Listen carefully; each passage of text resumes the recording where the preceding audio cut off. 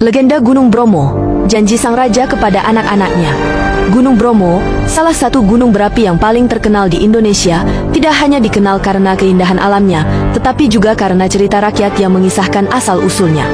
Legenda Gunung Bromo berkisah tentang seorang raja yang harus memenuhi janji berat kepada anak-anaknya, melibatkan pengorbanan besar yang hingga kini dikenang dalam budaya masyarakat Tengger. Kerajaan Tengger dan Sang Raja.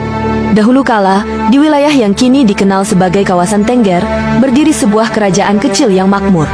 Kerajaan ini dipimpin oleh seorang raja bijaksana bernama Prabu Jayakusuma dan istrinya, Roro Anteng. Pasangan ini dicintai rakyatnya karena kepemimpinan yang adil dan sifat mereka yang penuh kasih. Namun, kebahagiaan mereka tidak lengkap karena meskipun telah menikah bertahun-tahun, mereka belum dikaruniai seorang anak. Hal ini membuat mereka merasa sedih dan gelisah, terutama karena mereka tidak memiliki pewaris tahta.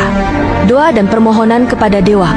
Dalam keputusasaan, Prabu Jayakusuma dan Roro Anteng memutuskan untuk memohon bantuan para dewa. Mereka pergi bertapa di puncak Gunung Bromo, berharap doa mereka akan didengar. Setelah bertapa dengan penuh kesungguhan, akhirnya doa mereka dijawab. Seorang dewa menampakkan diri dan memberikan janji. Mereka akan dikaruniai anak, tetapi ada satu syarat berat yang harus mereka penuhi.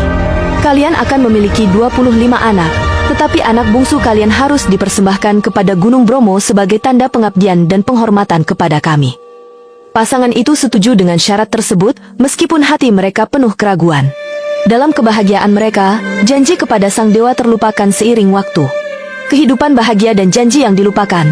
Benar saja, Roro Anteng akhirnya melahirkan anak-anak yang sehat, hingga jumlah mereka mencapai 25 orang. Kehidupan mereka menjadi lebih bahagia, dan kerajaan Tengger semakin makmur dengan kehadiran para pangeran dan putri yang berbakti. Namun, ketika tiba waktunya untuk memenuhi janji kepada dewa, Prabu Jayakusuma dan Roro Anteng menjadi bimbang. Mereka tidak tega mengorbankan anak bungsu mereka, yang bernama Kusuma, karena ia adalah anak yang paling disayangi oleh seluruh keluarga. Pasangan itu mencoba melarikan diri dari kewajiban mereka dengan menyembunyikan Kusuma. Namun, Gunung Bromo mulai menunjukkan kemarahannya. Letusan besar terjadi, menghancurkan sebagian kerajaan Tengger, dan membawa ketakutan ke seluruh rakyat. Pengorbanan Kusuma. Melihat penderitaan yang dialami rakyatnya, Kusuma merasa bahwa ia harus bertindak untuk menyelamatkan keluarganya dan masyarakat Tengger. Dengan keberanian luar biasa, Kusuma berkata kepada orang tuanya, "Ayah, ibu, jangan takut. Aku rela menjadi persembahan kepada dewa, asalkan rakyat kita selamat." Dengan air mata yang tak terbendung, Prabu Jayakusuma dan Roro Anteng merelakan Kusuma. Kusuma melangkah ke kawah Gunung Bromo dan mengorbankan dirinya. Setelah itu, Gunung Bromo kembali tenang, dan kehancuran berhenti. Pesan terakhir Kusuma. Sebelum menghilang ke dalam kawah, Kusuma memberikan pesan terakhir kepada keluarganya dan rakyat Tengger. "Aku rela berkorban demi kalian. Tetapi, sebagai penghormatan kepada Gunung Bromo dan dewa-dewa, setiap tahun kalian harus mengadakan upacara untuk mempersembahkan hasil bumi kepada gunung ini." Pesan ini menjadi awal tradisi Yadnya Kasada, sebuah ritual tahunan masyarakat Tengger untuk mempersembahkan hasil panen kepada Gunung Bromo sebagai tanda syukur dan penghormatan. Tradisi Yadnya Kasada. Hingga kini, tradisi Yadnya Kasada terus dilakukan oleh masyarakat Tengger.